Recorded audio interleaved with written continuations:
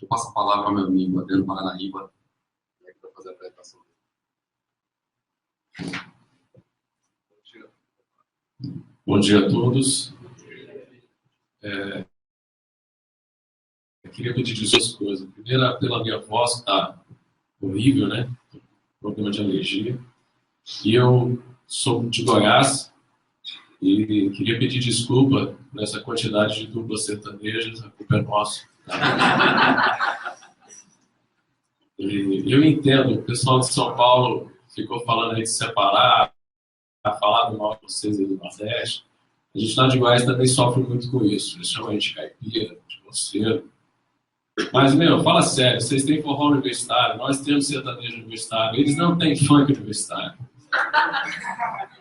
O funk deles não passa do Enem. E vai falar que a gente é atrasado. Vamos lá. Parar de fazer piada, que eu fiquei sabendo que se a palestra não for boa, o pessoal não paga no almoço. É por aí. Eu deixo almoço grátis. Eu deixo almoço grátis. Tem que pagar.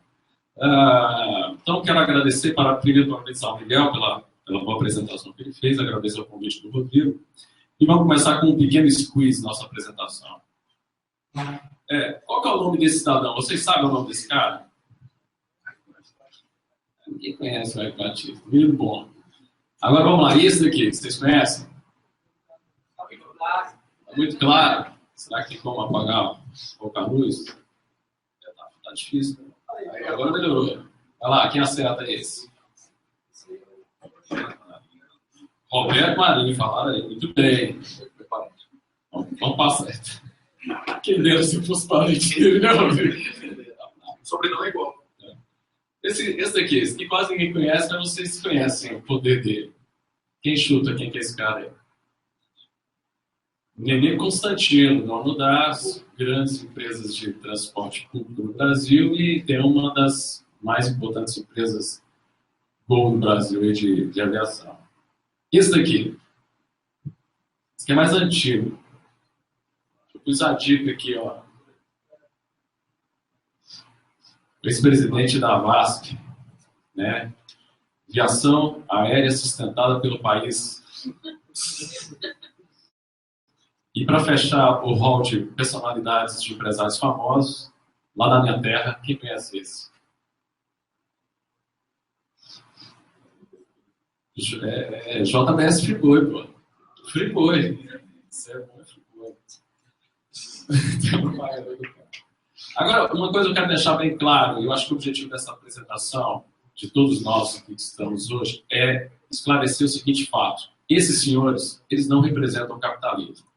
Esses senhores, eles representam pessoas que, ao enxergar que o Estado ele controla tudo no Brasil, o caminho mais fácil de ficar rico seria você se aproximar do Estado e você ser amigo do Estado, você ser amigo do rei, para você poder ter dinheiro.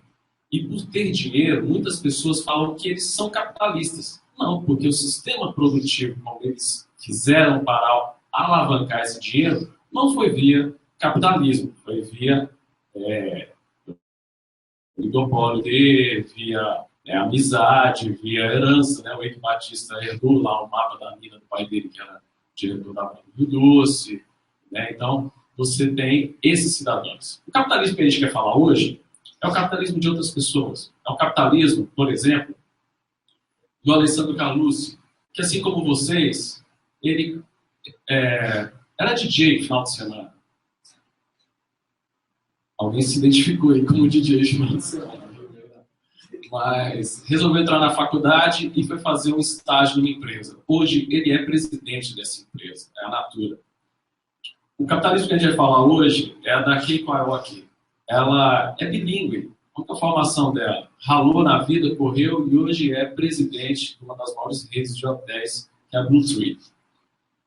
E para fechar o nosso hall de pessoas que os verdadeiros capitalistas que nós queremos falar e defender hoje, são pessoas que podem mudar a vida dos pobres, é o David Lima. Esse cara, ele vendia pacote turístico para os amigos dele. Resolveu mudar para os Estados Unidos. Como o mercado lá é mais aberto do que o nosso, ele conseguiu montar uma pequena companhia de aviação aérea e inovou o mercado de aviação civil. Daqui a pouquinho nós vamos falar sobre essa inovação que ele fez. Então são essas pessoas que representam o capitalismo. E nós temos aqui que deixar claro isso. Nós não estamos aqui para defender aqueles senhores que nós apresentamos agora há pouco. Nós estamos aqui para defender as pessoas que de fato produzem, que realmente fazem a vida das pessoas, principalmente as mais pobres, mudar. Mas para explicar de capitalismo, vamos recorrer às pessoas que falaram primeiro sobre capitalismo. Vamos fazer um pouquinho de leitura teórica. Professor de economia é uma droga, vai ficar aqui falando, mas eu prometo, não vou pôr nenhuma letra grega na minha apresentação, tá? Aqueles demônios, alfa, beta. Então vamos começar falando de quem falou de capitalismo primeiro, que é o Marx. Nós temos que falar do Marx, muito importante, muito útil. Vocês estão rindo? O Marx é importante. Eu quero fazer uma defesa aqui da utilidade de Marx. Eu mesmo achei um lugar muito importante lá em casa com o Marx, o Capital. Eu estou usando ele como peso de conta. Para ninguém dizer que o marxismo abre portas para ninguém, né? Então, vamos lá. O Marx, no livro Capital dele, que é muito interessante, e é verdade, eu estou brincando, mas é verdade. O que ele fala que é o capitalismo? Ele vai acertando aos poucos, mas ele vai errando aos muitos, né? O que é? Capital gera mercadoria e você, com essa mercadoria, você faz um novo capital, sendo que esse capital novo, ele é maior que o capital antigo. Então, houve um aumento de capital, houve uma reprodução, um aumento do dinheiro. E como é que o Marx enxergou isso? Ele enxergou o seguinte, por exemplo, quem leu Capital, ele vai dar um exemplo lá no começo do livro dele que vai fundamentar a ideia toda dele. Alguém lembra qual que é o exemplo, a mercadoria que o Marx usa para explicar? Alguém lembra? A cadeira. Lembra do exemplo da cadeira? Não? Tá bom, ainda bem. Você pega a madeira, faz uma cadeira e vende essa cadeira por um valor mais alto do que você comprou aquela madeira. Por que aconteceu isso? Porque naquela época eles acreditavam que existia, o que fazia mudar o preço das coisas não foi o trabalho. Foi o trabalho que foi colocado ali dentro da madeira para fazer a cadeira que fez com que ela aumentasse o valor. Né? Isso não é do Marx, isso é do Adam Smith. Adam Smith tomou isso como um grande axioma da economia clássica e é engraçado que a gente não acha quem que falou isso para o Adam Smith e ele coloca no livro dele do nada, assim, né? Faz aumentar e tal, ele apresenta lá a teoria do valor do trabalho. E o que acontece? Então, para o capitalista ter lucro, para ele juntar grana, ele vai ter que fazer uma coisa, ele vai ter que tirar um pedaço do trabalho dessa pessoa para formar lucro. E aí que vem a ideia dele de mais-valia, certo? Se o que agregou valor para aquilo for o trabalho, como é que ele tem lucro? Tirando o valor do trabalho, tirando um pedaço que é direito do trabalhador, e aí surgiu a ideia marxista em cima dessa ideia. Só que isso daí, por incrível que pareça que hoje existem tantos marxistas, essa ideia foi derrubada. E o engraçado não, assim, como é uma coisa interessante. 3 pessoas ao mesmo tempo, em países diferentes, defenderam ideias que iam contra isso, que foi o que a gente chamou de revolução marginalista. Nós tivemos Jevons na Inglaterra, que começou a trabalhar aquela ideia de oferta e demanda. O que determina o preço de uma coisa ali vai ser as pressões de oferta e de demanda. Né? Nós tivemos aí o Valras na França, né, que ele realmente, por si só, é o grande pai do marginalismo. O livro de microeconomia, se existe hoje, foi por causa desse cara. Que ele viu o seguinte, dependendo da quantidade que você produz, você pode usar a mesma quantidade de fatores de produção, você pode ter ganhos crescentes ou decrescentes escalas. Vai depender da estrutura que você tem, vai depender do custo marginal, da receita marginal, né? Pronto, eu paro por aqui, tá? Parei, vou ficar falando de economia aqui demais para encher as vocês. Né? E nós temos o grande célebre nome aí da escola austríaca, o Engels, que vai falar da questão utilitarista. E o sucessor do Engels, que vai ser o Bumbarek, ele vai dar um exemplo clássico que, para mim, derruba toda a ideia marxista do valor-trabalho. Né? Ele sinaliza lá que você está andando na rua e tropeça numa pedra de diamante. Quanto que vale aquela pedra de diamante? O marxista não nada. Você não pôs trabalho nenhum nela. Mas ela vale a utilidade para a sociedade dela. Então, essas ideias elas vão derrubar a questão de que você precisou aplicar mais valia para você fazer com que o capital fique maior que o outro. E quais são os dois pontos que o capitalismo vão trabalhar em cima para você saber, para a gente realmente promover o crescimento e o capitalismo em favor dos povos? Através de produtividade e inovação tecnológica. Lembra que a gente falou lá do dono da Azul? Onde é que ele fez inovação tecnológica? Quem que já pegou voo na década de 90? Quem que já pegou avião na década de 90? Pô, cara, não era nem nascido. Ele fala da década de 80, mas ninguém ia falar nada. Como é que era a passagem aérea naquela época? Era um livro. Não, era um livro, papel, era um livrinho. Você pegava um carnê, tinha capinha, tudo, papel carbonado. Era caro fazer aquilo. Imagina quantas pessoas viajavam, você tem que fazer aqueles livrinhos para emitir a passagem para a pessoa. O Newman, ele fez o quê? Ele inventou a ideia de você não precisar de papel para emitir passagem aérea. Isso reduziu extremamente o custo e fez com que ele conseguisse aumentar o capital dele, sem explorar ninguém. Muito pelo contrário. Imagina as pessoas não precisarem ter que ficar preenchendo aquele... E se errasse no finalzinho? E nem máquina de datilografar. Vocês nunca trabalharam com máquina de datilografar. Né? Imagina na última linha ser errado.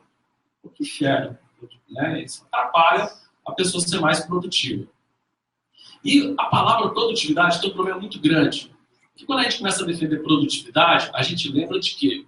Não sei se vocês são como eu, mas quando vem a palavra produtividade, né, a doutrinação foi tão forte na minha cabeça que vem aquele filme do Charlie Chaplin, Tempos Modernos, né? Produtividade. Aí ele vai ser uma pessoa mais produtiva. Aí o cara vai lá, acelera a máquina, aí ele vai embora, todo traumatizado, ele vai embora para casa assim, né? Dando tilt aí, tá vendo? Ó, um trabalho mais produtivo ferra a vida do cara. Mas não, muito pelo contrário. Se você coloca inovação tecnológica, você consegue fazer com que algo cresça, você desocupa a pessoa daqueles trabalhos mais braçais para ele trabalhos melhores. Isso melhora a vida dos povos. Né? Um exemplo clássico que eu tenho lá na minha região é a questão da cana-de-açúcar, que você tinha os operários que cortavam. É um trabalho desumano aquele negócio de cortar cana. Aí colocaram as máquinas. As pessoas têm a oportunidade agora de trabalhar com outras coisas. Adriano, eles perderam o emprego. Pô, graças a Deus eles perderam aquele emprego dos infernos, né? É difícil, é duro. Então, quando a gente fala em produtividade, a gente vê aquela ideia do Charlie Chaplin, de ficar lá apertando a máquina, parafuso, essas coisas. Eu gostaria de mostrar aqui, então, como é que está a produtividade hoje do Brasil. A gente tem esse Azul, aqui é 1960, a gente pegou Azul Brasil, na verdade a gente não, foi o professor Roberto Leber. Azul é Brasil, esse daqui é Coreia do Sul e esse aqui é Estados Unidos. Não é que os Estados Unidos produz menos, é porque a gente igualou todo mundo para ver crescimento. Tá? E aqui no Brasil a gente vê que a produtividade cresceu, mas despencou. E hoje a produtividade brasileira é horrível. Enquanto a Coreia do Sul, que depois da década de 60 ela se torna um país capitalista, ficou com a Coreia do Norte, o modelo lá desse, e aqui nós temos a Coreia do Sul. Porque se a gente fica falando muito, né? Fica jogando praga nos outros, né? Está desejando mal.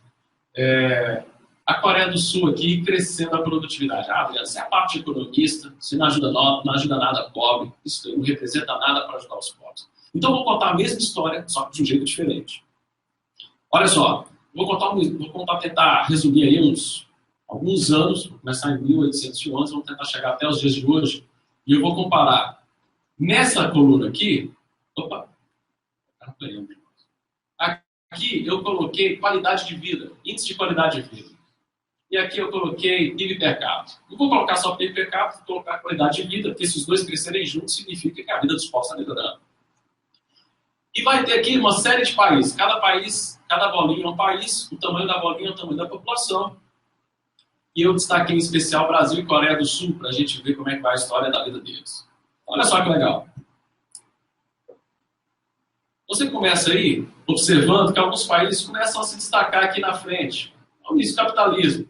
Que você tem Inglaterra puxando, seguido logo depois para os Estados Unidos. Enquanto isso, Brasil e Coreia do Norte, do Sul, estão aqui na vida subdesenvolvida deles, ali, ó, sofrendo. E você tem uma quedinha, guerra, outra guerra, né? Aqui a Coreia deu uma patinada por causa da guerra e olha só, ela vai passar o Brasil. Vai passar, passou.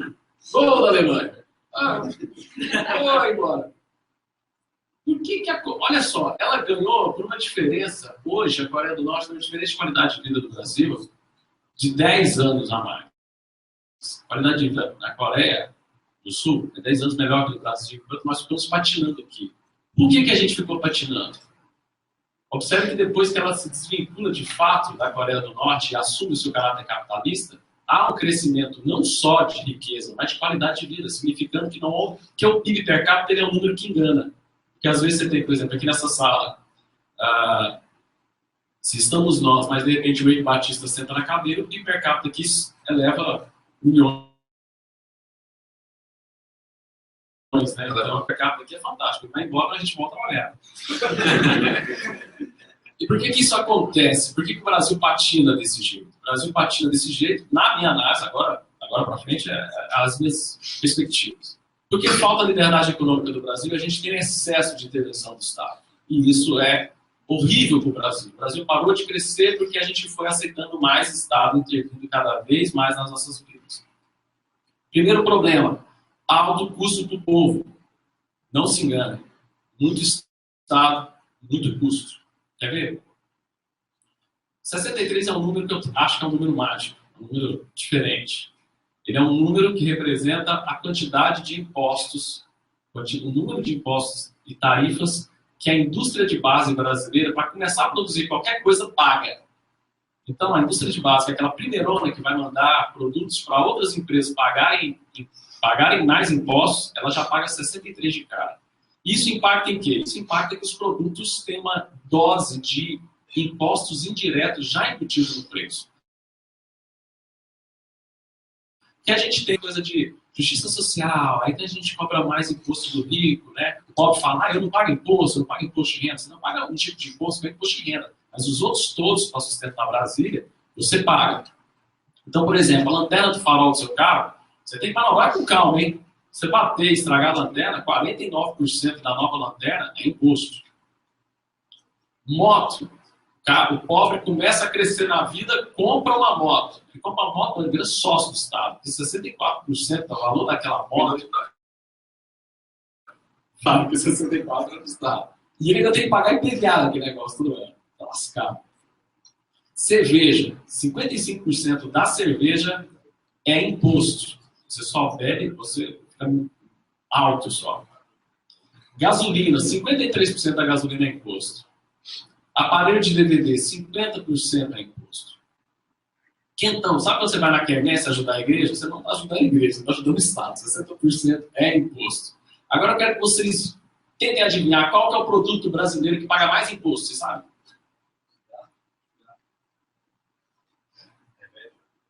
Remédio? Remédio paga muito imposto, mas não paga. Cigarro, né?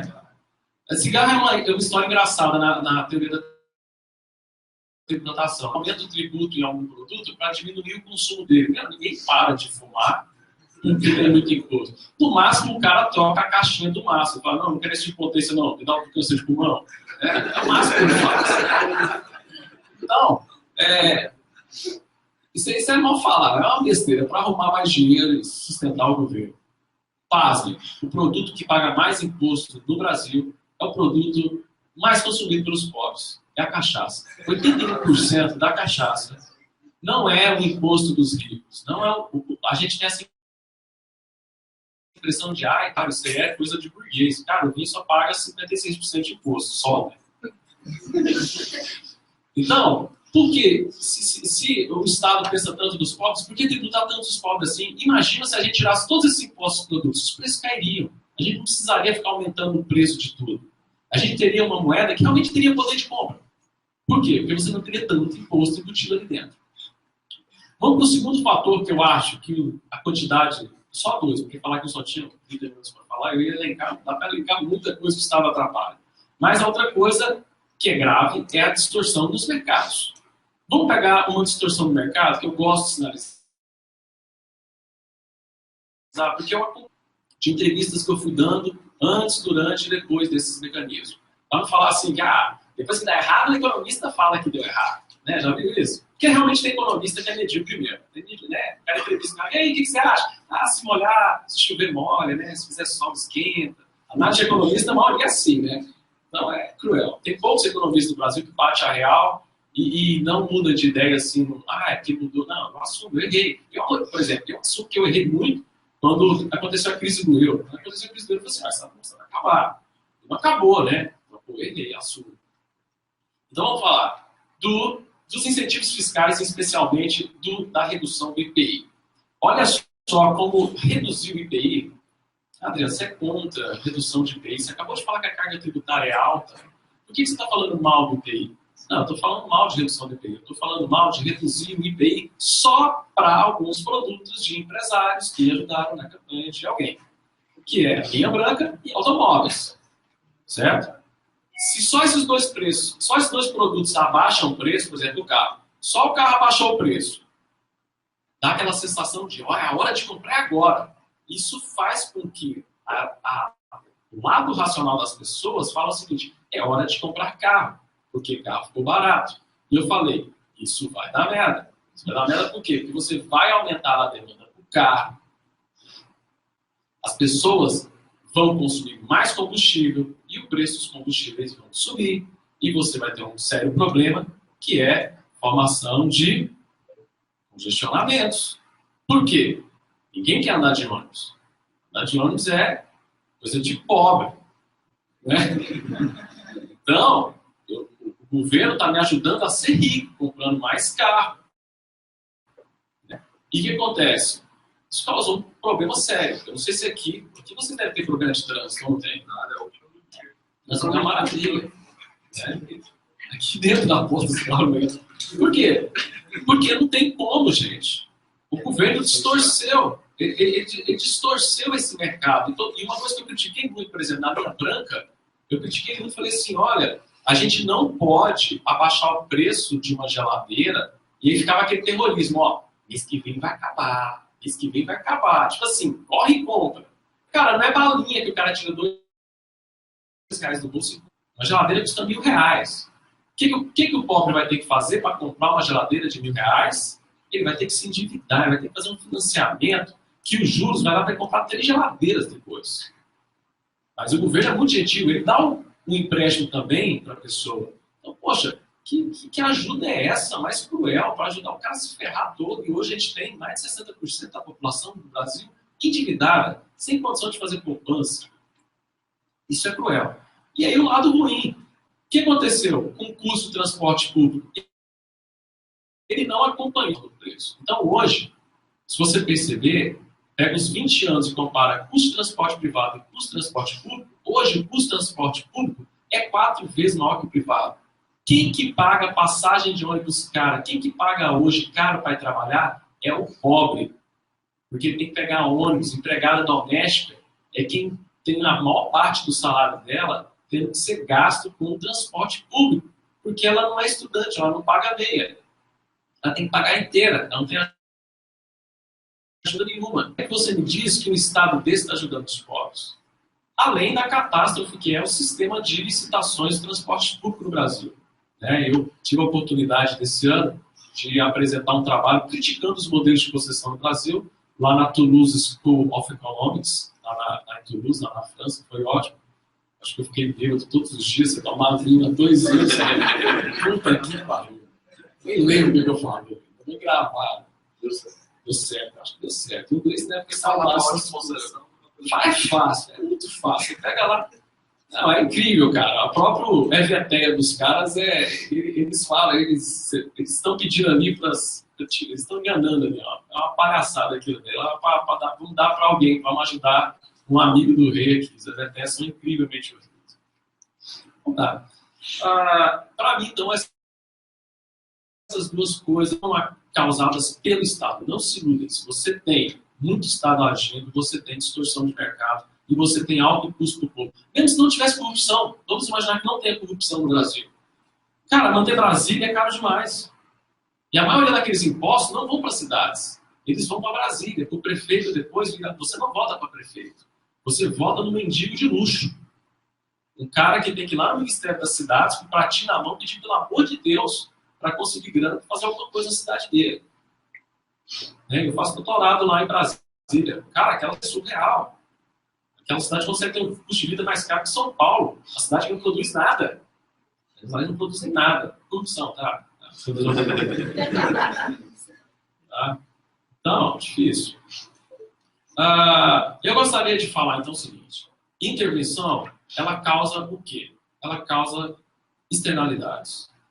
Aí o Estado, para corrigir essas externalidades, o que ele faz? Ele gera outra intervenção.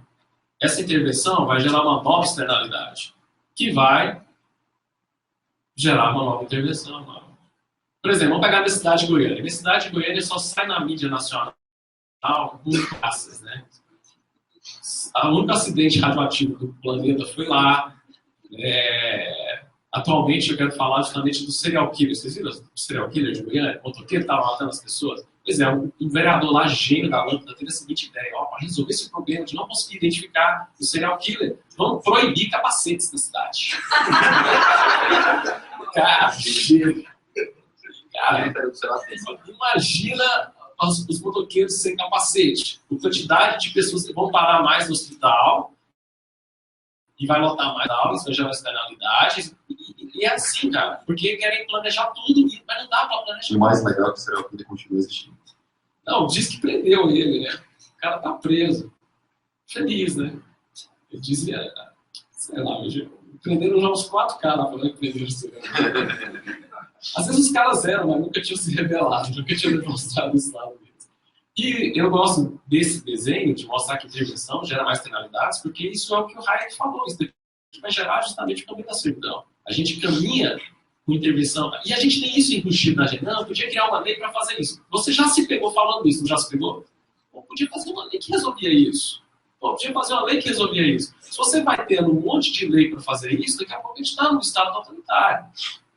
E aí, meu amigo, acabou a liberdade. Acabou a sua possibilidade de você ser produtivo.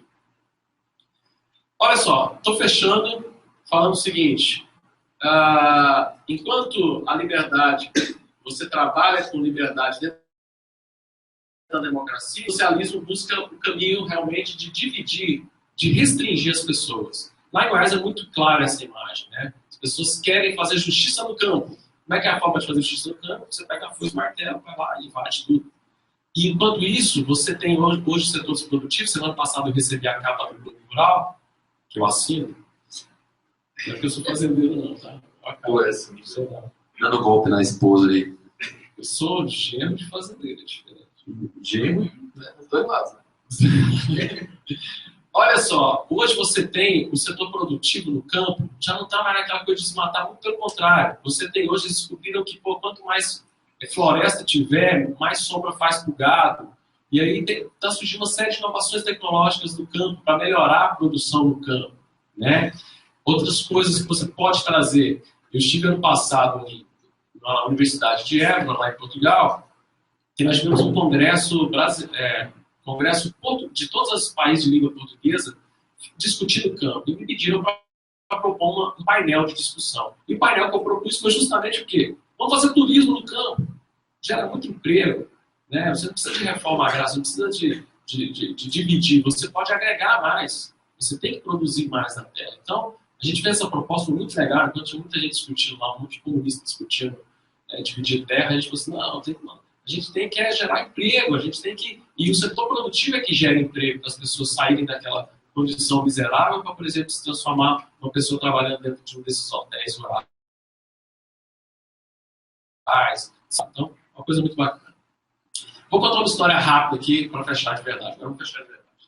É a quinta vez que eu estou falando que vou fechar. É porque o cara não vai lembrando o próximo slide. Eu vou terminar agora. Aí nunca acaba. Vou contar uma história seguinte, de uma associação chamada Comigo.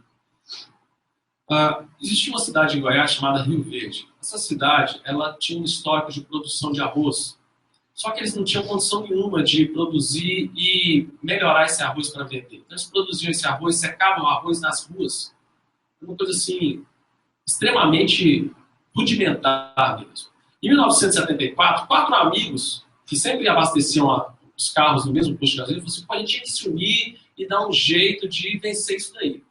Aí eles tiveram uma ideia de 1975, reunir 31 agricultores Cada um entrou com 30 mil cruzeiros, que hoje representa ser 4 mil reais. Cada um pegou 4 mil reais no dia de hoje.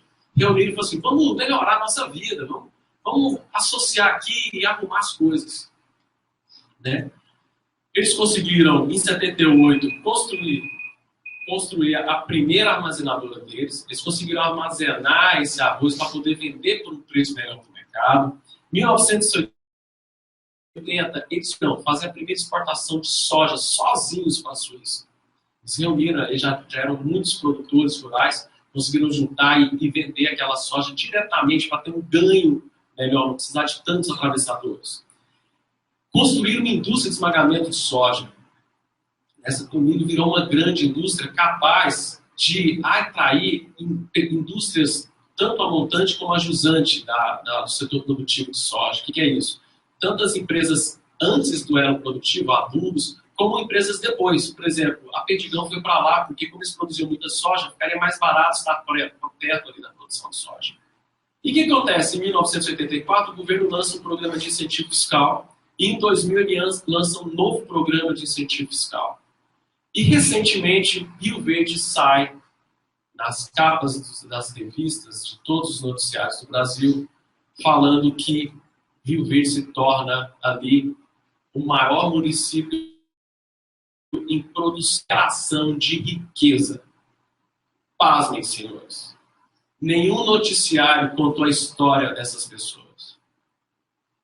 Todos os noticiários falaram que a intervenção do Estado criando leis para incentivo fiscal foi que atraiu as indústrias. Senhores, o Estado roubou 20 anos de história, de conquistas, de sucesso dessas pessoas. O Estado faz isso. Além de não produzir, ele rouba o mérito das pessoas. E se vocês não tomarem cuidado, vocês que estão aqui estudando, que vocês sofrem, estudam, vocês passam, que é por mérito seu, o Estado vai roubar isso de você também. Vai falar, você se formou porque nós temos bolsa de estudo para os alunos, porque nós fizemos isso. Quem faz são as pessoas, são vocês. Capitalismo é isso. É a gente ter oportunidade, a gente ter um mercado livre para a gente poder competir de igual para igual. E quem se esforça mais, hoje merece mais. Eu acredito nisso. Muito obrigado. Meus contatos são...